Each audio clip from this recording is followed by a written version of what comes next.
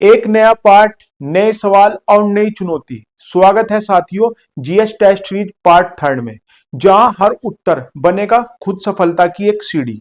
तो साथियों शुरू करते हैं आज की ये नई सीरीज। साथियों नियम और वो ही रहेंगे कि हम आपको पहले क्वेश्चन दिखाएंगे, उसके बाद हम आपको 10 सेकंड का समय देंगे, उसके बाद आपको उत्तर बताने। ठीक है साथियों। तो पहला क्वेश्चन है, ईस्ट इंडिया कंपनी को सबसे पहले किसने सामान्य सीमा शुल्क के बदले 3000 सालाना अदा करने की छूट दी थी? ठीक है साथियों, तो इसका उत्तर बताएं। तो इसका उत्तर है साथियों, ये हमें किसने दी थी? राजकुमार सुजा ने। ठीक है। तो सबसे पहले हम बात करें ईस्ट इंडिया कंपनी की। तो ईस्ट इंडिया कंपनी की जो स्थापना हुई थी वो 31 दिसंबर 1600 को हुई थी। 31 दिसंबर 1600 में महारानी एलिजाबेथ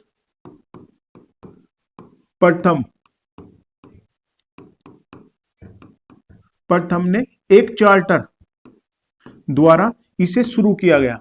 ठीक है। आप देखोगे 2011 यूपीएसआई 2011 में एक क्वेश्चन पूछा गया था, आप पेपर उठा के देख लियो, कि जब ईस्ट इंडिया कंपनी की स्थापना हुई थी उस समय भारत में बादशाह कौन था? तो उस समय बादशाह था साथियों अकबर। और एनटीपीसी 2015 में देखोगे आप तो आपको क्वेश्चन मिलेगा कि जब ईस्ट इंडिया कंपनी भारत में आई उस समय भारत में किसकी सरकार थी, यानी उस समय भारत में कौन बादशाह था? तो उस समय बादशाह था साथियों जहांगीर, क्योंकि 1605 में अकबर की मृत्यु हो गई थी। 1605 में अकबर की मृत्यु हो गई थी। और ईस्ट इंडिया कंपनी का जो पहला वो था कैप्टन विलियम हॉकिंस, जो कि कौन से जहाज से भारत आया था? ये हेक्टर नामक जहाज से भारत आया था। और कब आया था? 1608 में। ठीक है। और 1609 में ये 1609 में जहांगीर के दरबार में पेश हुआ।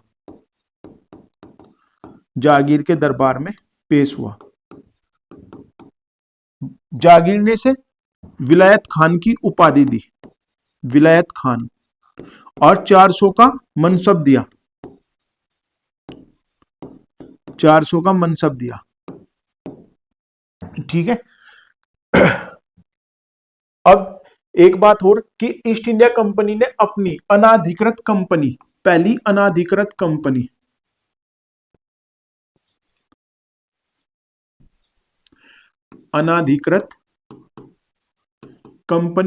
सबसे पहले कहां लगाई? तो वो लगाई थी साथियों मूसलीपट्टनम में, मूसलीपट्टनम में। ठीक है। और जो अधिकृत यानी जहांगीर से परमिशन लेने के बाद ये लगाई थी 1611 में। और जो पहली लगाई थी वो 1613 में सूरत में लगाई थी। और ये क्वेश्चन बहुत ही बार पूछा गया है कि भारत में अंग्रेजों की पहली कंपनी कहां लगी थी? तो वो थी साथियों 1613 में सूरत में। कंपनी का जो टाइम पीरियड है वो दो तरह से है, एक तो 1600 से लेके 1757 तक, और फिर 1757 से 1857 तक। ठीक है। 1600 से 1757 तक कंपनी का जो मेन उद्देश्य था साथियों वो व्यापार करना था। लेकिन 1757 का जो प्लासी का युद्ध हुआ था, 1757 में जो प्लासी का युद्ध हुआ था, किस किस के बीच हुआ था साथियों? ये सबको ही पता होना चाहिए। प्लासी का युद्ध हुआ था रॉबर्ट क्लाइव और सिराजुद्दौला के बीच, सिराजुद्दौला के बीच हुआ था, जिसमें सिराजुद्दौला की हत्या हुई थी, क्योंकि रॉबर्ट क्लाइव ने इसका जो सेनापति था उसको अपनी तरफ मिला लिया था। ठीक है। और उसके कारण सिराजुद्दौला की हार हुई थी। रॉबर्ट क्लाइव के पास 5000 की सेना थी, सिराजुद्दौला के पास 1 लाख की सेना थी, लेकिन फिर भी रॉबर्ट क्लाइव जीत गए। उसके बाद का युद्ध हुआ 1764 में, जहां प्लासी का युद्ध एक षड्यंत्र था। वहीं 1764 का जो बक्सर का युद्ध था वो पूर्णतः एक महान युद्ध था अंग्रेजों के हिसाब से, क्योंकि इसमें हेक्टर मुनरो एक सेनापति थे अंग्रेजों के हेक्टर मुनरो, और दूसरी तरफ थे शाह आलम, मीर कासिम और सुजाउदौला। सुजाउदौला जो कहाँ के थे? सुजाउदौला अवध के नवाब थे, शाह आलम भारत के मुगल बादशाह थे, और मीर कासिम जो था वो बंगाल का नवाब था। इन तीनों की जो सेना थी उनको हराया था हेक्टर मुनरो ने। तो उसके बाद जो संधि हुई थी, उसके इलाहाबाद की जो संधि हुई थी उसके कारण अंग्रेजों को बंगाल, बिहार और उड़ीसा की दीवानी प्राप्त हो गई थी।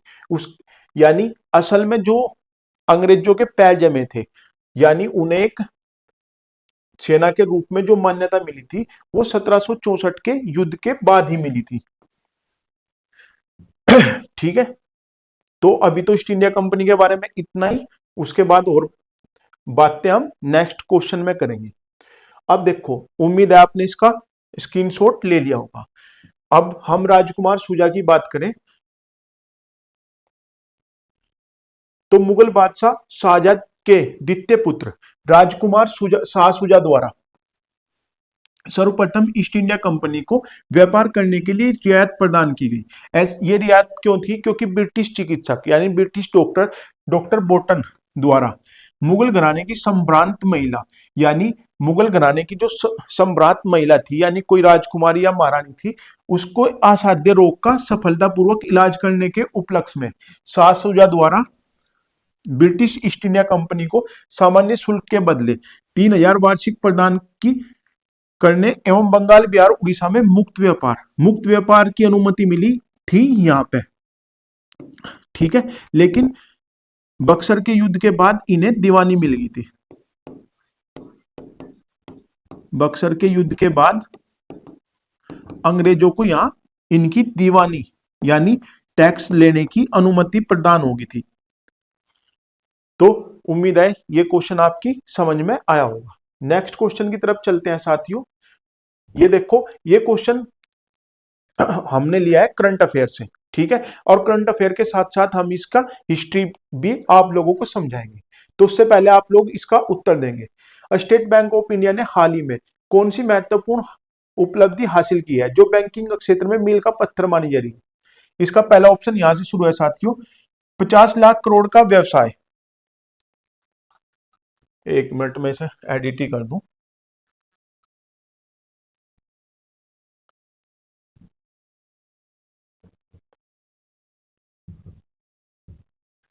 छोड़ दो, यहां से देखो, ये पहला ऑप्शन है साथियों इसका 50 लाख करोड़ का व्यवसाय। दूसरा ऑप्शन है 12% से अधिक क्रेडिट। तीसरा ऑप्शन है की वृद्धि। तीसरा ऑप्शन है कि $100 बिलियन से अधिक का बाजार पंजीकरण और 16 करोड़ रुपए से अधिक, सॉरी ये 100 करोड़ है साथियों, 100 करोड़ रुपए से अधिक कुल बिजनेस। और चौथा ऑप्शन है साथियों इसका विदेशी बैंकिंग लाइसेंस प्राप्त करना। ये चौथा ऑप्शन है। ठीक है, आपको इसका उत्तर बताना। पहला ऑप्शन है 50 लाख करोड़ का व्यवसाय, दूसरा है 12% से अधिक क्रेडिट वृद्धि, तीसरा ऑप्शन है $100 बिलियन से अधिक बाजार पंजीकरण और 100 करोड़ रुपए से अधिक कुल बिजनेस, और चौथा ऑप्शन है साथियों इसका विदेशी बैंकिंग लाइसेंस प्राप्त करना। उम्मीद है आपने उत्तर लगा दिया होगा। इसका सही उत्तर साथियों तीसरा ऑप्शन है कि 100 बिलियन से अधिक बाजार पंजीकरण और 100 करोड़ रुपए से अधिक कुल बिजनेस। पहले इसके बता दूं कि एसबीआई भारत का पहला सरकारी बैंक बन गया है जिसने 100 लाख करोड़ रुपए से ज्यादा का कुल बिजनेस और वो भी बिजनेस कैसे, डिपॉजिट भी और लोन भी हासिल किया है, और $100 बिलियन से ज्यादा मार्केट कैप प्राप्त की है। यह देश के बैंकिंग इतिहास की सबसे बड़ी उपलब्धि है। अगर अब हम एसबीआई की बात करें तो 2 जून, इसका इतिहास 200 साल, लगभग 200 साल पुराना है। 2 जून 1806 में एसबीआई बैंक ऑफ कोलकाता के नाम से स्टार्ट हुआ। बैंक ऑफ कलकत्ता के नाम से स्टार्ट हुआ था। उसके बाद इसका नाम हुआ बैंक ऑफ बंगाल। ठीक है, फिर दूसरा एक बैंक खुला था, बैंक ऑफ बॉम्बे 1840 में, मुंबई 1840 में। एक बैंक खुला था बैंक ऑफ मद्रास,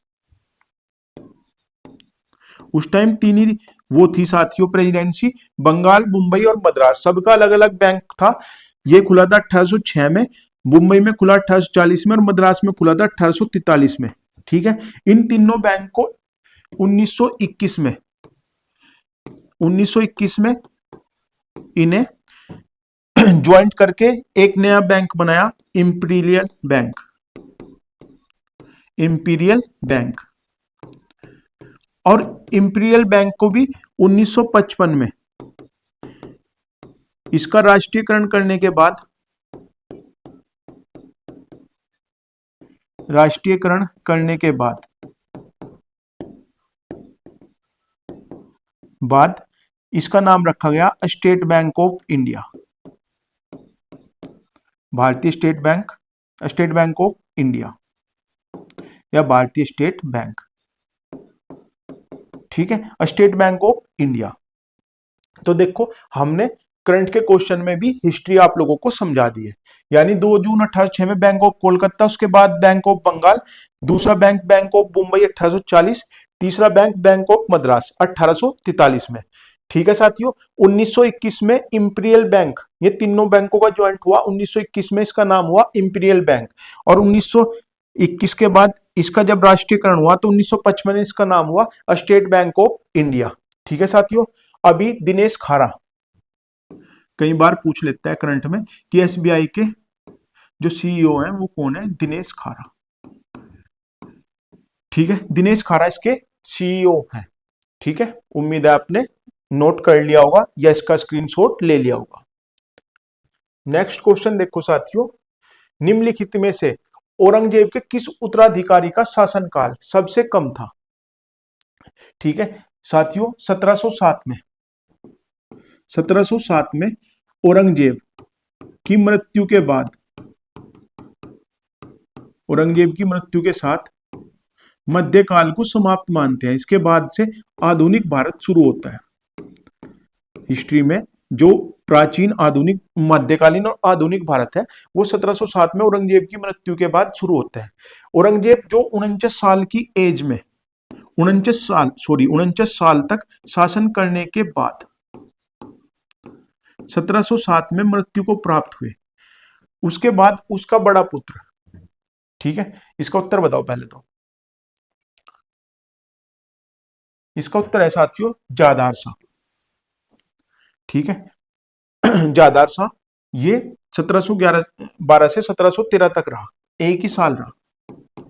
1712 से 1713 तक ये गद्दी पे रहा। ये 1707 से 1712 तक रहा। ठीक है, मोहम्मद शाह, इसके बाद मोहम्मद शाह रंगीला बैठा 1713 से 1719 तक। ठीक है, ये देखो ये इनके हो रहा है। औरंगजेब की मृत्यु के उपरांत बहादुर शाह प्रथम 1707 से 1712 तक मुगल साम्राज्य का बादशाह बना। बहादुर शाह प्रथम की मृत्यु के उपरांत जहादार शाह 1712 से 13 तक राज सिंहासन पर बैठा। मोहम्मद शाह 1719 से 1748 तक, और बीच में कौन रहा 1713 से 1719 तक? फर्रुख सियाह गद्दी पर रहा। ठीक है, जादार शाह को अजीमुस शान के पुत्र फर्रुख सियाह ने सैयद बंधुओं की सहायता से मार दिया। ठीक है, सैयद बंधुओं क्या कहलाते हैं साथियों? नर्प निर्माता। अब्दुल्ला और हुसैन अली, ये दो भाई थे जो कि मुगल काल में नर्प निर्माता के नाम से मशहूर थे। ये क्वेश्चन बहुत बार आया कि आधुनिक भारत में नर्प निर्माता किसे कहलाते हैं, तो वो थे सैयद बंधु। ठीक है, सैयद बंधु थे। अब हम अगर बहादुर शाह प्रथम की बात करें तो ये 1707 में गद्दी पर बैठा। ठीक है, उस टाइम इसकी उम्र साथियों 63 साल थी और ये इसका नाम था मुअज्जम। मुअज्जम और ये मुअज्जम, और ये बहादुर शाह प्रथम, बहादुर शाह प्रथम की उपाधि के साथ गद्दी पर बैठा। इसे शाह बेखबर, बेखबर भी कहा जाता था, क्योंकि ये अधिकतर कहाँ रहता था, अपने महल में रहता था, और बाहर जनता परेशान है या खुश है इसका इसे इलम नहीं था, तो इसे शाह बेखबर भी कहा गया। सिडनी ओवन, ओवन एक इतिहासकार है, उन्होंने अपनी बुक में लिखा कि बाद मुगल काल में औरंगजेब के बाद बहादुर शाह प्रथम ही ऐसे व्यक्ति थे जिनके बारे में कुछ अच्छा कहा जा सकता है। यूपीपीसीएस में एक कोटेशन पूछी थी कि यह कोटेशन किसके बारे में कही गई है। सिडनी ओवन ने यह कोटेशन किसके बारे में कही कि औरंगजेब की मृत्यु के बाद मुगल मुगल वंशवाली में अगर किसी के बारे में अच्छा कहा जा सकता है तो वो बहादुर शाह प्रथम थे। ठीक है, इनकी उम्र ज्यादा होने के कारण साथियों इन्हें बूढ़ा बादशाह के नाम से जाना जाता है। 5 साल शासन करने के बाद जब 1712 में इनकी मृत्यु हुई तो इनके 4 पुत्रों में राजगद्दी के लिए युद्ध शुरू हो गया और 1 महीने तक इनका अंतिम संस्कार नहीं हुआ। जब जादार शाह युद्ध जीत गया और राजगद्दी पर बैठ गया तब 1 महीने बाद इसके अंतिम संस्कार हुए। ठीक है, तो ये भी क्वेश्चन कई बार पूछा गया कि वह कौन सा बादशाह है जिसके पुत्र राजगद्दी के लिए लड़ते रहे और उसका शव 1 महीने तक खुले मैदान के नीचे रहा, तो वो थे बहादुर शाह प्रथम। जादार शाह को लंपट मूर्ख के नाम से जाना जाता है। इसके ऊपर लाल कुंवारी एक नृत्यांगना थी, उसका पूरा प्रभाव था। उसने क्या किया, इसके दरबार में जितने सेनापति थे, राज दरबारी थे, उन सबको हटाकर इसने अपने रिश्तेदारों तबला वादक, वीणा वादक और नाचने गाने वालों को दरबारी बनवा दिया था, इसलिए इसे लंपट मूर्ख कहा गया। इसी कारण इससे परेशान होकर फर्रुखसियर ने इसकी हत्या कर दी और सैयद बंधु की सहायता से फर्रुखसियर गद्दी पर बैठा। फर्रुखसियर को क्या कहलाते हैं, घृणित कायर। ये भी कई बार कोटेशन पूछी गई थी कि घृणित कायर किसे कहा जाता है, तो ये कहा जाता है साथियों फर्रुखसियर को। फर्रुखसियर को घृणित कायर की उपाधि दी गई है। और मोहम्मद शाह रंगीला जो 1719 से 1748 तक गद्दी पर बैठा, इसे कहा जाता है साथियों रंगीला बादशाह, मोहम्मद शाह रंगीला। और रंगीला की खास बात क्या के समय की विशेषता थी, 1739 में नादिर शाह का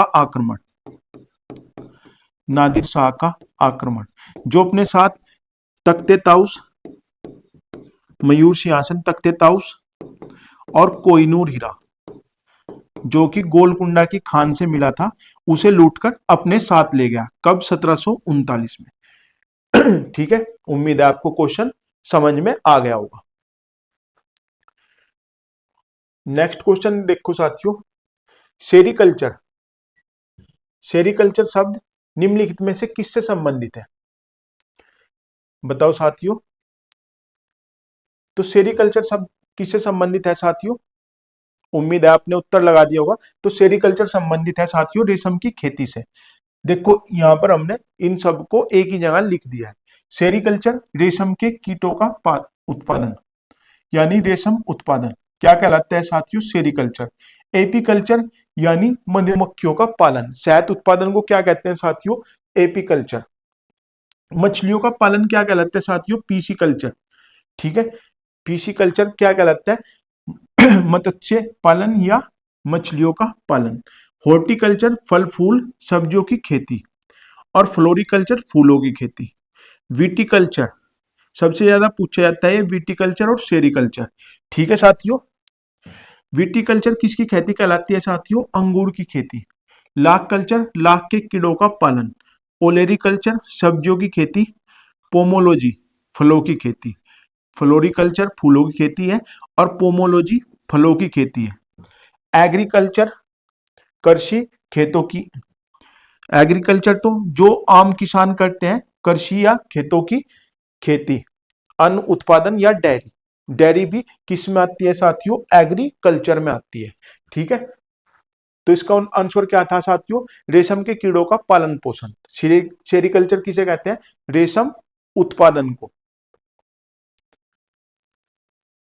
देखो साथियों, बहुत ही बार पूछा गया क्वेश्चन है, डीएनए के डबल हेलिक्स मॉडल की खोज किसने की थी, बताओ साथियों किसने की थी।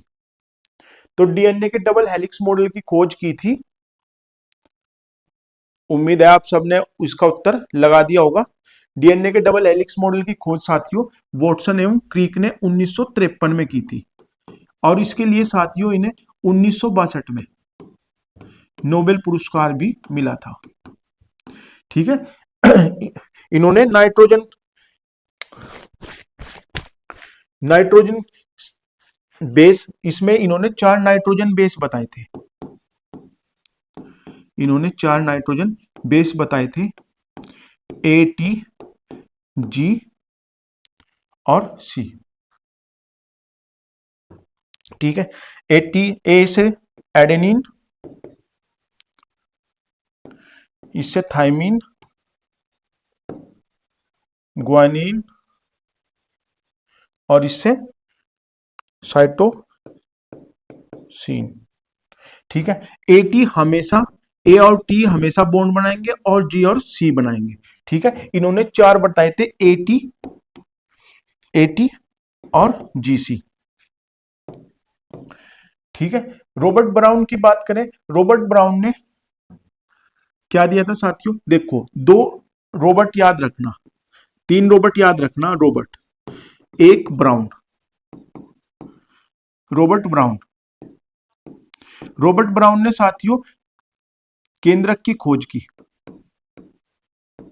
केंद्रक की खोज की। रॉबर्ट हुक ने कोशिका की खोज की, और रॉबर्ट कोच ने मलेरिया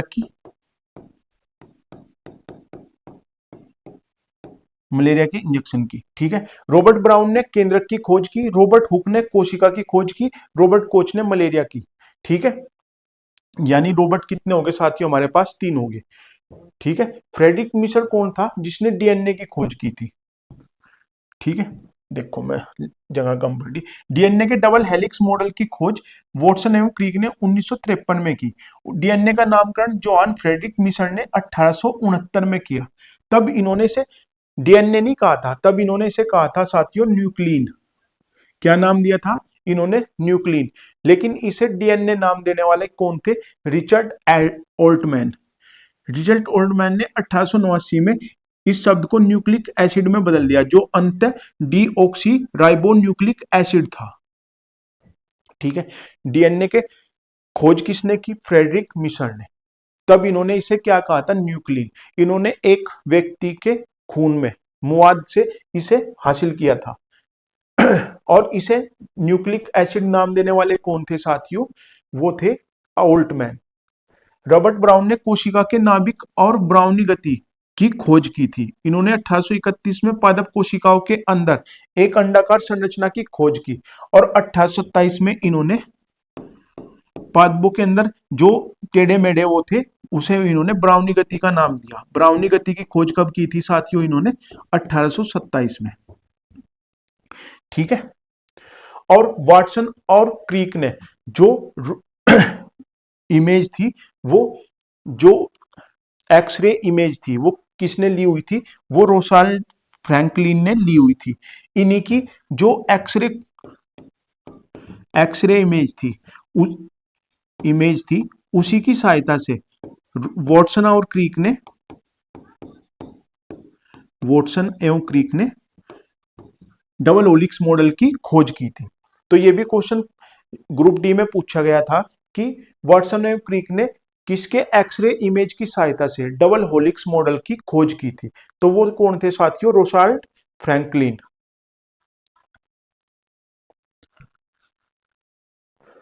निम्नलिखित में से कौन सा कोशिकांग केवल पशु कोशिकाओं में पाया जाता है। पहला ऑप्शन ये रहा लाइसोसोम, दूसरा गोल्गी बॉडी, तीसरा सेंड्रोसोम, चौथा राइबोसोम। बताओ साथियों। तो इसका पहला उत्तर है साथियों लाइसोसोम। लाइसोसोम जिसे आत्महत्या की थैली भी कहा जाता है, आत्महत्या की थैली, क्योंकि भोजन कम करने के कारण ये जो है प्रोटीन की वो करता है, सफाई करता है। ठीक है, तो इसे आत्महत्या की थैली कहा जाता है। इसकी खोज की थी डी डुवे ने। डी डुवे ने आत्म लाइसोसोम की आत्महत्या की थैली की खोज की थी।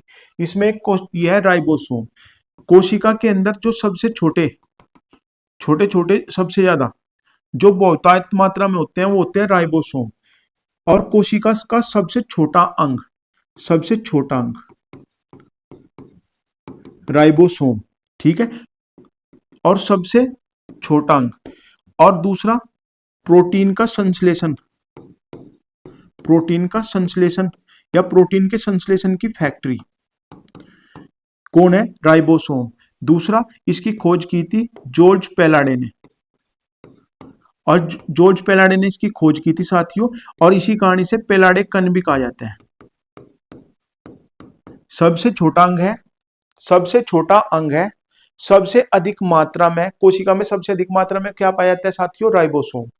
ठीक है, प्रोटीन का संश्लेषण करता है, इसलिए प्रोटीन की फैक्ट्री कहलाता है। और इस और इसकी खोज किसने की थी?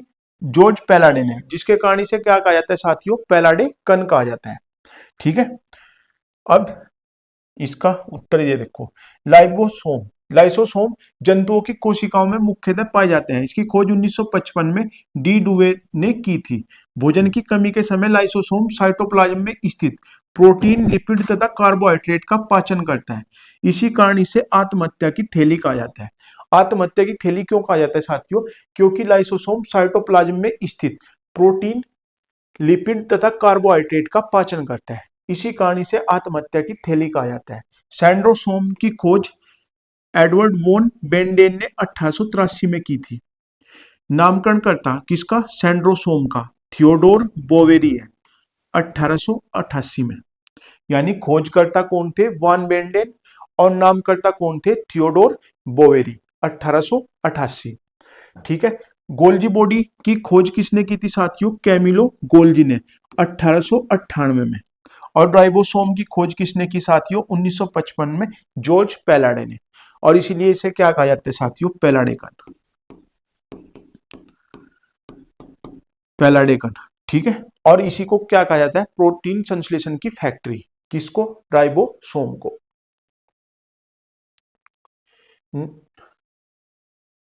नेक्स्ट क्वेश्चन देखो साथियों। भारतीय संविधान की 8वीं अनुसूची के अनुसार भारत में कितनी आधिकारिक भाषाएं हैं? 22, 14, 42, 32। ठीक है, इसका उत्तर बताओ साथियों, जल्दी जल्दी करो। ठीक है, कुछ लोगों के उत्तर 14 है, कुछ के 22।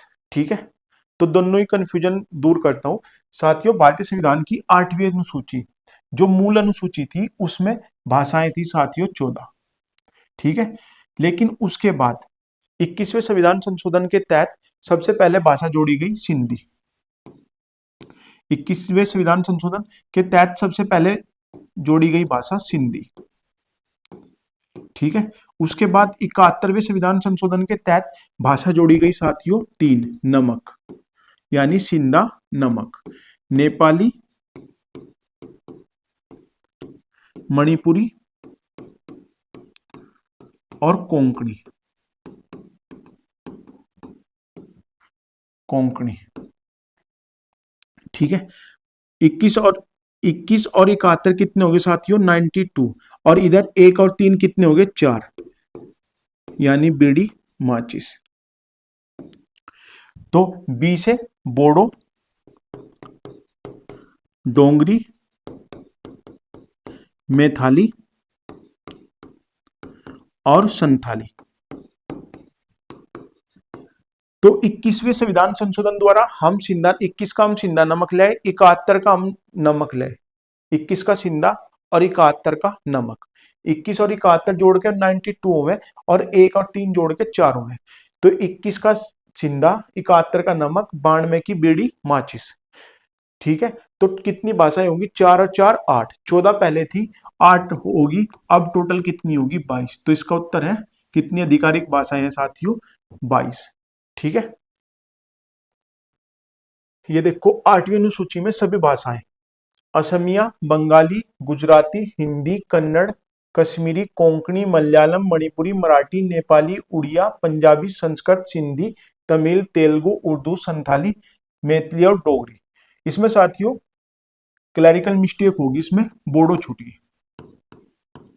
ठीक है, बोडो। तो कितनी भाषाएं हैं साथियों? असमिया, बोडो, बंगाली, गुजराती, हिंदी, कन्नड़, कश्मीरी, कोंकणी, मलयालम, मणिपुरी, मराठी, नेपाली, उड़िया, पंजाबी, संस्कृत, सिंधी, तमिल, तेलुगु, उर्दू, संथाली, मैथिली और डोगरी। ठीक है, 21वें संविधान संशोधन 1967 के तहत सिंधी जोड़ी गई, अभी आपको पीछे बताया।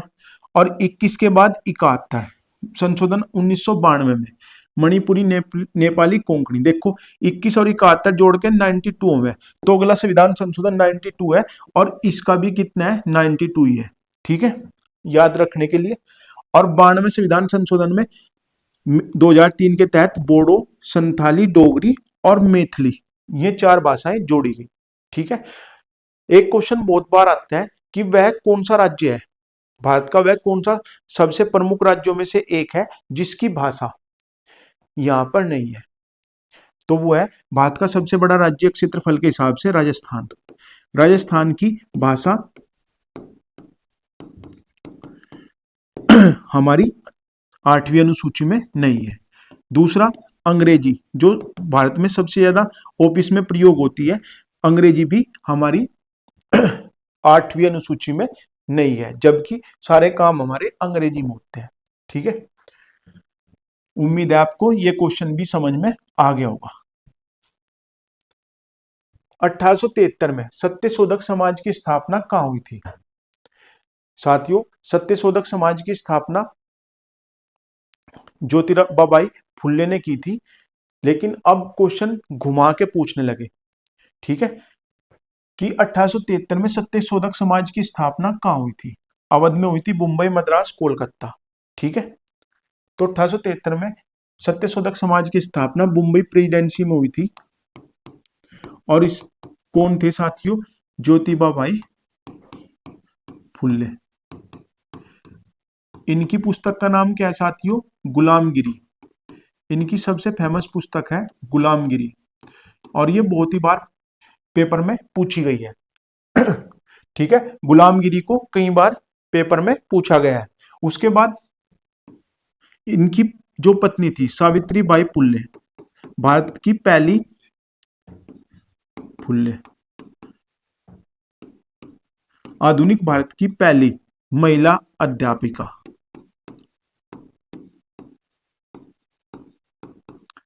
अध्यापिका कौन थी साथियों? सावित्री बाई फुल्ले। किसकी पत्नी थी? ज्योतिबा बाई फुल्ले की। ठीक है, अब जैसे यहां समाज आया तो समाज से संबंधित देखो कितने क्वेश्चन हमने यहां भी रखे हुए हैं। सत्यशोधक समाज की स्थापना ज्योतिबा बाई फुल्ले द्वारा 1873 में की गई। ठीक है, सॉरी,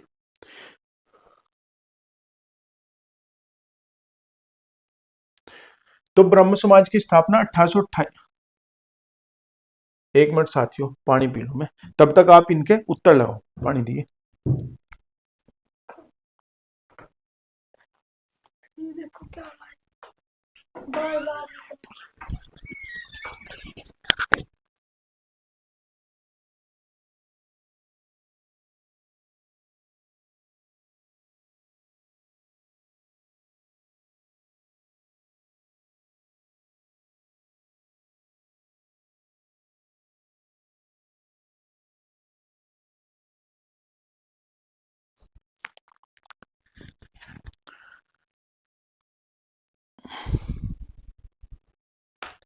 ठीक है साथियों, आप लोगों ने इसे उतार लिया होगा। ठीक है, सत्यशोधक समाज की स्थापना ज्योतिबा बाई फुल्ले द्वारा की गई थी।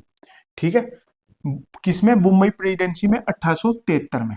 ठीक है, अब एक बात बताओ साथियों, ब्रह्म समाज की स्थापना किसने की थी? ब्रह्म समाज की स्थापना साथियों उसी ने की थी जिसने 1815 में आत्मीय सभा की स्थापना की, जिसे अकबर सेकंड द्वारा राजा की उपाधि दी गई, और जो फ्रांस के पेरिस में जिसकी समाधि है, और उसका नाम क्या था साथियों? अब तो हिंट इतने दे दिए, अब तो कमेंट कर दो। उसका नाम था साथियों राजा राम मोहन राय। राजा राम मोहन राय। ठीक है। आदि ब्रह्म समाज की स्थापना किसने की थी? देवेंद्रनाथ टैगोर ने। ठीक है। भारतीय ब्रह्म समाज की स्थापना किसने की थी साथियों? बताओ। केशव चंद्र सेन। केशव चंद्र सेन द्वारा। ठीक है। प्रार्थना समाज की स्थापना किसने की साथियों? प्रार्थना समाज की स्थापना 1867 में की थी साथियों रामचंद्र पांडुरंग। रामचंद्र पांडुरंग। सत्यशोधक समाज की स्थापना किसने की साथियों? ज्योतिबा फुल्ले।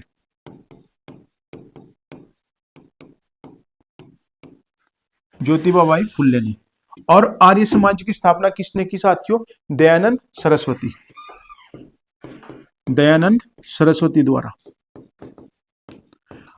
और दयानंद सरस्वती द्वारा जो सबसे फेमस पुस्तक है वो कौन सी है? सत्यार्थ प्रकाश। सत्यार्थ प्रकाश। सत्यार्थ प्रकाश। ठीक है।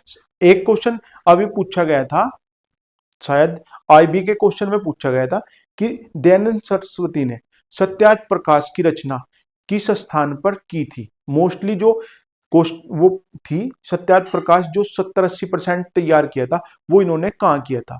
तो सत्यार्थ प्रकाश का इन्होंने रचना की थी साथियों उदयपुर में। ठीक है। इसका उत्तर क्या है साथियों? उदयपुर। ब्रह्म समाज, आदि ब्रह्म समाज, भारतीय ब्रह्म समाज, प्रार्थना समाज, सत्यशोधक समाज, आर्य समाज। एक समाज रह गया साथियों, महिला आर्य समाज। महिला आर्य समाज जिसकी स्थापना 1830 में हुई, किसने की थी? पंडित रमाबाई ने। पंडित रमाबाई के द्वारा आज भारत में महिला आर्य समाज की स्थापना की गई थी 1830 में। उम्मीद है आपको ये क्वेश्चन बढ़िया लगा होगा। ब्रह्म समाज की स्थापना राजा राम मोहन राय ने, उससे पहले उन्होंने 1815 में आत्मीय सभा की स्थापना की थी। ये भी क्वेश्चन बहुत बार पूछा गया कि वह कौन सा मुगल बादशाह था जिसने राजा राम मोहन राय को राजा की उपाधि दी थी? तो वो था अकबर सेकंड। ठीक है साथियों। अकबर सेकंड ने इन्हें इंग्लैंड भेजा था। और इंग्लैंड क्यों भेजा था? अपनी पेंशन में वृद्धि के लिए। तो उनके अधिकारों की लड़ाई लड़ने के लिए राजा राम मोहन राय कहां गए थे साथियों? ये गए थे इंग्लैंड। ठीक है। और 1829 में इन्होंने विलियम बेंट इन्हीं के प्रयास से, राजा राम मोहन राय के प्रयास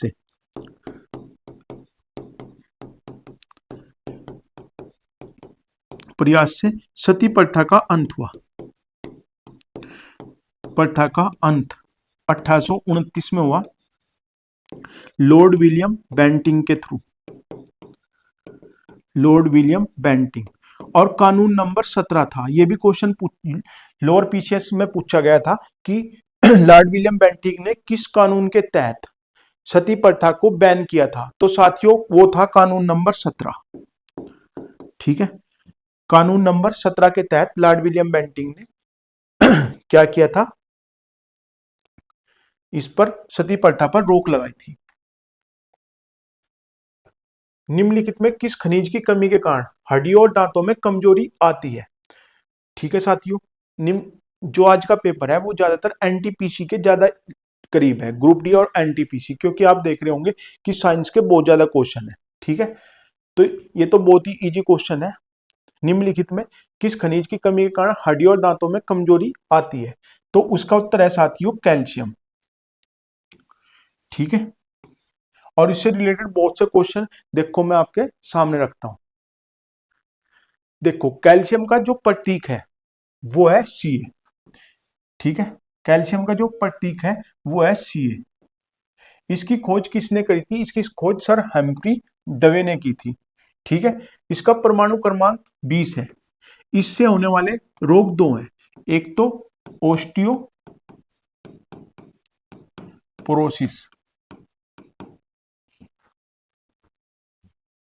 ओस्टियोपोरोसिस, और दूसरा है साथियों रिकेटस, जिसे सूखा रोग भी कहते हैं। ये यो ये बच्चों में होता है और ये बड़ों में होता है। बच्चों और ये बड़ों यानी बुजुर्गों में अधिकता पाई जाती है इस रोग की, ओस्टियोपोरोसिस। ठीक है, अभी कुछ दिन पहले आप देखोगे रेलवे में पूछा गया था कि कैल्शियम किस विटामिन के संश्लेषण में कार्य करता है, तो विटामिन डी की सहायता से ये कार्य करता है। अभी एक क्वेश्चन और आप रेलवे में ही देखोगे, ऐसे क्वेश्चन ये रेलवे में बहुत ज्यादा आते हैं। ठीक है, उसने पूछा था कि वह कौन सा हार्मोन है, वह कौन सा हार्मोन है जो कैल्शियम की मात्रा को नियंत्रित करता है, वह कौन सा हार्मोन है जो कैल्शियम की मात्रा को नियंत्रित करता है, नियंत्रित करता है। तो वो कौन सा है साथियों? Parathyroid hormones.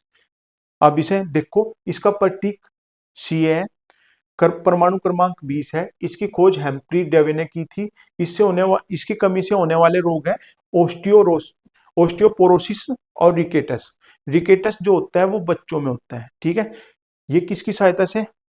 कैल्शियम हमारे शरीर में नहीं होता, ये हमारे भोजन के द्वारा शरीर में होता है, विटामिन डी की सहायता से संश्लेषित होता है।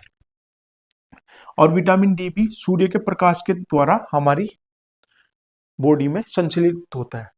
तो वह कौन से हार्मोन है, वह कौन सा हार्मोन है जो कैल्शियम की मात्रा को नियंत्रित करता है? तो वो है साथियों पैराथायरॉयड हार्मोन्स। ठीक है, उसके बाद था कॉपर। कॉपर का जो प्रतीक है वो Cu है और परमाणु क्रमांक 29 है। अभी क्वेश्चन पूछा गया था हाल फिलहाल के किसी पेपर में कि अगर तांबे पर जंग लग जाए तो उसका कलर किस प्रकार का होता है? तो जंग लगने के बाद उसका कलर साथियों हरा होता है। ठीक है,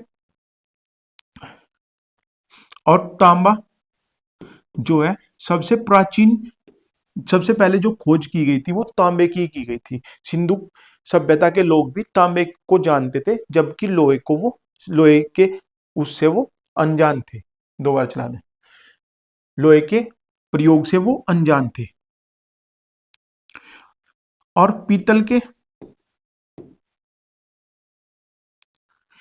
पीतल का जो निर्माण होता है उसमें ये तांबा जस्ते के साथ प्रयोग होकर पीतल का निर्माण करता है। दूसरा जो धातु ये बनाता है वो बनाता है कांसा। ठीक है, कांसा तांबा प्लस टीन। ठीक है, तांबा और टीन मिलकर कांसा बनाते हैं। और पीतल जो है पीतल तांबा और जस्ते के प्रयोग से पीतल का निर्माण होता है। ठीक है, इसके बाद साथियों क्या था? थोरियम। थोरियम का जो प्रतीक है वो TH है। इसका परमाणु क्रमांक 90 है। ठीक है, और ये जो है थोर, जो नार्स देवता उसके नाम पर इसका नाम थोरियम पड़ा। ठीक है, इसकी खोज जो है जैकब ब्रेजिलियस ने की थी। किसने की थी साथियों? जैकब ब्रेजिलियस ने थोरियम की खोज की थी। और जो इसका सबसे ज्यादा यूज होता है वो है परमाणु जो संयंत्र है उसमें यूरेनियम 233 में ये चेंज होकर थोरियम प्रयोग होता है। ठीक है, सबसे ज्यादा जो थोरियम के भंडार है वो भारत में है। थोरियम के जो सबसे ज्यादा भंडार है वो भारत में है। यही कारण है कि भारत अपने परमाणु का जो तीसरा स्टेज है यानी तीसरा दौर है उसमें जितने भी परमाणु संयंत्र है उनमें वो थोरियम आधारित है। वो सब किसके आधारित है साथियों? थोरियम के आधारित है, क्योंकि भारत में यूरेनियम की कमी है। इसलिए भारत में जितने भी अब परमाणु संयंत्र यूज होंगे वो सारे के सारे थोरियम बेस होंगे। और थोरियम कहां से प्राप्त होता है साथियों? मोनोजाइट रेत से। मोनोजाइट रेत से ये प्राप्त होता है। ठीक है, अब इसका चौथा ऑप्शन था साथियों यूरेनियम। ठीक है, सॉरी यूरेनियम। इसका प्रतीक क्या है साथियों, यू। इसका परमाणु क्रमांक 92 है और इसका जो खोज की थी वो मार्टिन हेनरिक ने की थी। किसने की थी साथियों, मार्टिन हेनरिक ने। और इसका नाम जो है यूरेनियम किसके नाम पर रखा गया, अरुण देवता। और इसमें सबसे उपयोगी जो यूरेनियम है साथियों वो U-235 है। ठीक है, उम्मीद है आपको यह भी क्वेश्चन समझ में आ गया होगा। अनुसूचित जनजाति के लिए पृथक राष्ट्रीय अनुसूचित जनजाति आयोग किस वर्ष अस्तित्व में आया। देखो साथियों, बताओ इसका उत्तर बताओ। तो इसका उत्तर है साथियों 19 फरवरी 2004। 19 फरवरी 2004 को यह अनुसूचित जनजाति आयोग, राष्ट्रीय अनुसूचित जनजाति आयोग जो आया अस्तित्व में आया वो 19 फरवरी 2004 को आया। साथियों 89वें संविधान संशोधन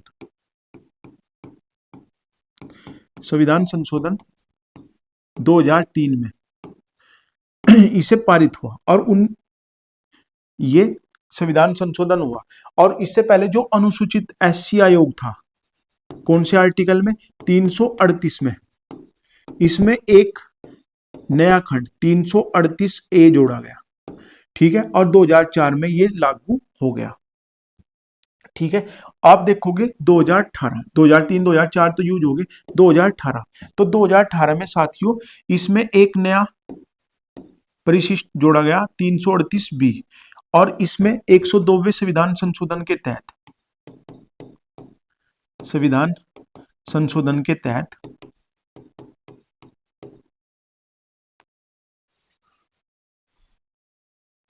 संविधान संशोधन के तहत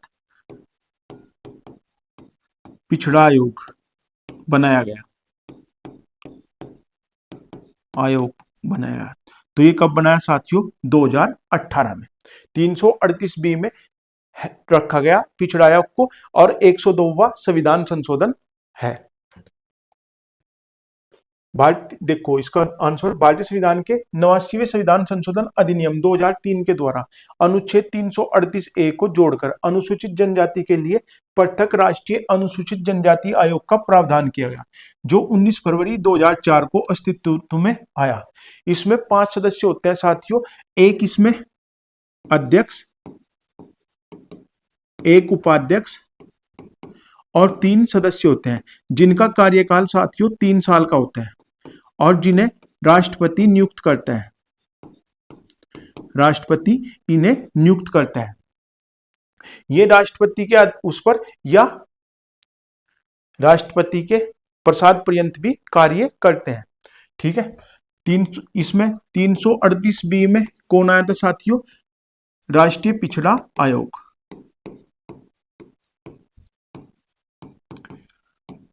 ओबीसी को आरक्षण, नौकरियों में आरक्षण किसके तहत है साथियों, आर्टिकल 16(4) के तहत। देखो साथियों ये भी बहुत बेहतरीन क्वेश्चन है। विजयनगर शासकों तथा बीजापुर, गोलाकुंडा और अहमदनगर की संयुक्त सेना के बीच, इसमें एक छूट गया साथियों बीदर, चौथी भी सेना थी इसमें बीदर। अहमदनगर की संयुक्त सेनाओं के बीच तालीकोटा की लड़ाई किस वर्ष लड़ी गई। पहला ऑप्शन 1570, 1565, 1560, 1555। ठीक है, काट दे 1570, 1565, 1560।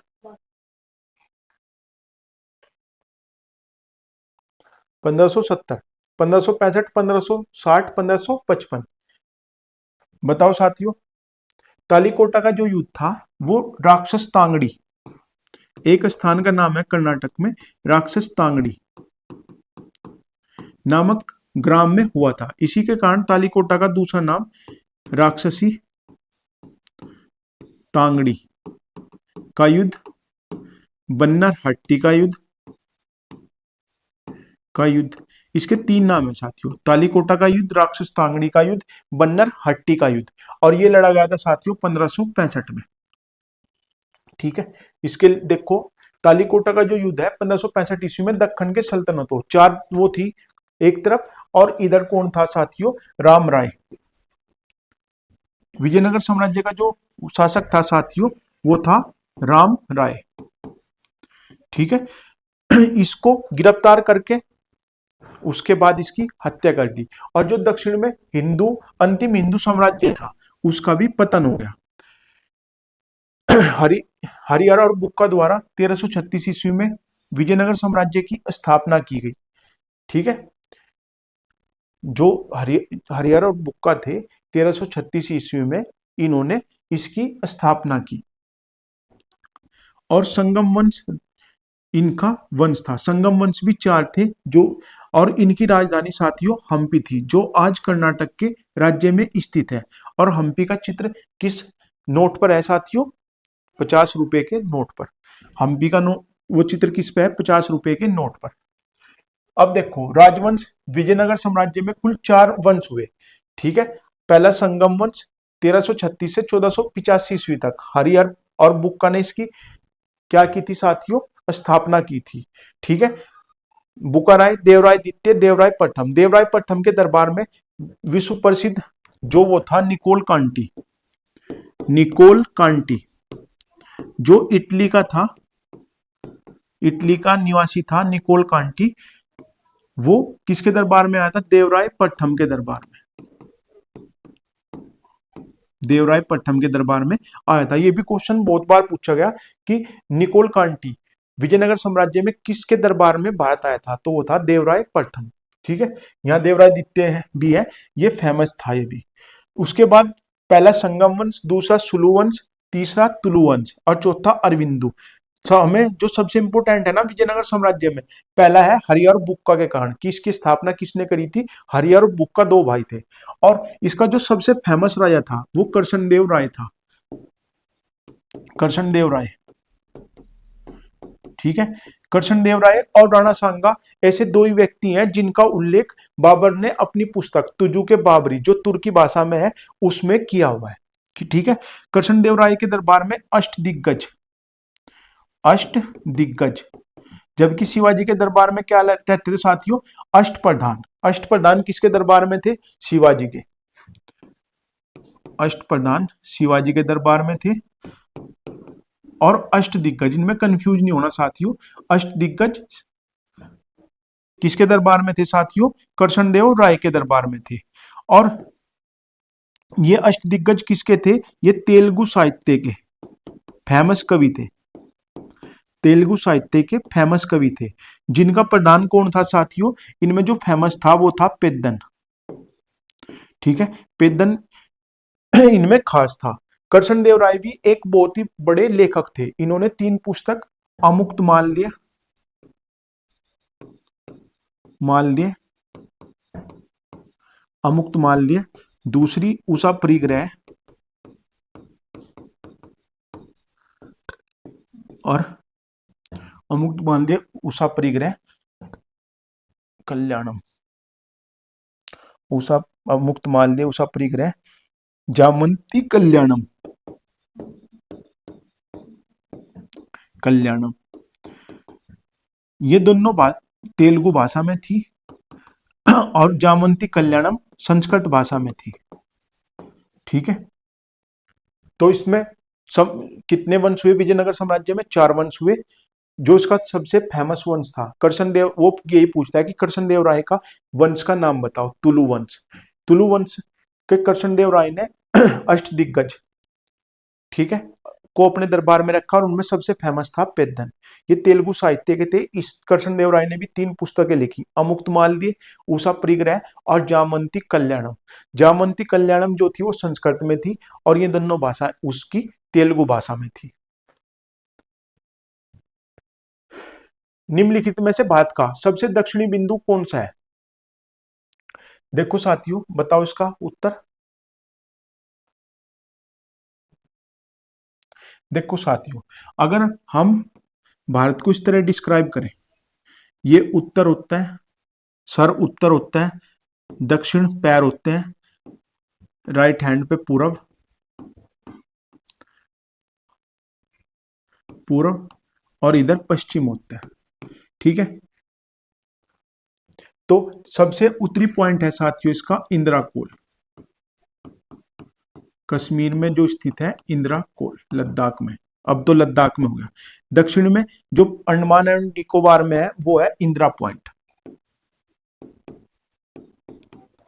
इंदिरा पॉइंट। ठीक है, पूर्व में किबुतु, किबुतु, किबुतु, ये कहां है साथियों? अरुणाचल प्रदेश में। सबसे पूर्वी पॉइंट कौन सा है साथियों? किबुतु, ये अरुणाचल प्रदेश में। और पश्चिम में है साथियों गौर माता। ठीक है, ये कहां है? गुजरात में। सबसे उत्तरी पॉइंट इंदिराकोल, दक्षिणी पॉइंट इंदिरा पॉइंट, और पूर्व का किबुतु, और इधर का गौर माता। ठीक है, तो इसका आंसर हो गया साथियों इंदिरा पॉइंट। ठीक है, पोर्ट ब्लेयर किसकी राजधानी है? अंडमान निकोबार की। मन्नार की खाड़ी किसके बीच है? मन्नार की खाड़ी किसके बीच है साथियों? भारत और श्रीलंका के बीच। ठीक है, यहीं सी आदम का पुल, आदम का पुल, रामेश्वरम, वो सब मन्नार की खाड़ी के पास है। कोवलम, कोवलम तमिलनाडु में एक प्रसिद्ध पर्यटक स्थल है जो कि अपने अर्धचंद्राकार तटों के लिए फेमस है, तटों के लिए फेमस है। और यहाँ कौन सा वो है? अरब सागर। अरब सागर की राजधानी किसे कहा जाता है? कोच्चि को। अरब सागर की रानी किसे कहा जाता है? कोच्चि को या कोचीन को। ठीक है, कोवलम किसके लिए फेमस है साथियों? अर्ध अर्ध का चला अर्धचंद्राकार तटों के लिए। ठीक है,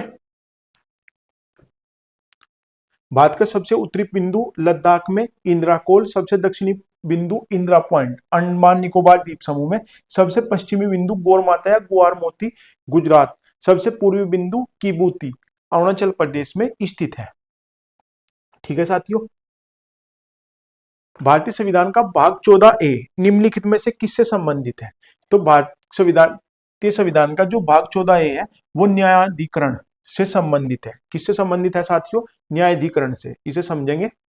देखो, भारतीय संविधान में 42वें संविधान संशोधन 1976 में, जब जिसे मिनी संविधान भी कहा जाता है, इस संविधान संशोधन को मिनी संविधान भी कहा जाता है। इसमें 1976 में 14A जोड़ा गया जिसमें अनुच्छेद 323A तथा 323B जोड़ा गया। भाग 14A प्रशासनिक अधिकरण की स्थापना से संबंधित है। ठीक है, प्रशासनिक अधिकरण की स्थापना से कौन संबंधित है? 14A।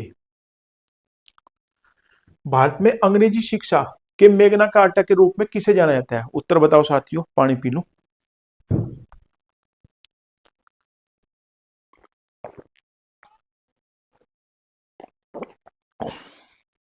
भारत में अंग्रेजी शिक्षा के मेगना कार्टा के रूप में किसे जाना जाता है?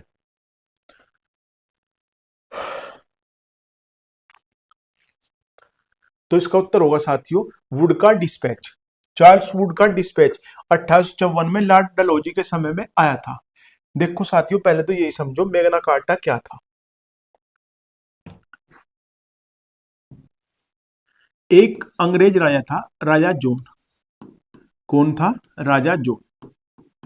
राजा जॉन ने अपने राजकुमारों, अपने दरबारियों, अपनी प्रजा पर पूरा अत्याचार किया, तो उन्होंने उसका विरोध शुरू कर दिया। उस विरोध से विरोध इतना तगड़ा हुआ कि राजा जॉन घबरा गया कि अब तेरी सत्ता जाएगी। तो उसने क्या किया? मैग्ना कार्टा जारी किया। ठीक है, यानी उन्हें कुछ रियायतें, कुछ स्पेशल ट्रीटमेंट दिया जिसे कि मैग्ना कार्टा कहा गया। उसी की तुलना की गई है यहाँ पर। तो वुड का जो डिस्पैच है जो 1854 में लॉर्ड डलहौजी के समय में भारत आया था, भारतीय शिक्षा के संबंध में यह पहला है। इतना व्यवस्थित, संतुलित, विस्तृत एवं बहुआयामी शिक्षा प्रस्ताव था, इसलिए इसे भारतीय शिक्षा का मैग्ना कार्टा कहा गया। मैग्ना कार्टा शब्द कहां से आया? राजा जॉन के। राजा जॉन जो इंग्लैंड का राजा था, इसने रमनीड नामक स्थान पर मैग्ना कार्टा जारी किया था। कब किया था साथियों? 1215 में। अन्य जो मैग्ना कार्टा है वो क्या है? भारतीय प्रशासन का मैग्ना कार्टा भारत सरकार अधिनियम 1919 को कहा जाता है। ये भी क्वेश्चन कई बार पूछे गए हैं, टैली करने में आते हैं। एक तरफ मैग्ना कार्टा दे देगा, दूसरी तरफ उसके ऑप्शन दे देगा। तो भारतीय प्रशासन का मैग्ना कार्टा भारत सरकार अधिनियम 1919 में, भारतीय लोकतंत्र का मैग्ना कार्टा भारत सरकार अधिनियम 1935, मानव अधिकारों का मैग्ना कार्टा संयुक्त राष्ट्र मानव अधिकार घोषणा 1948। ठीक है, अगर 1919 की बात करें साथियों, तो ये मॉन्टेग्यू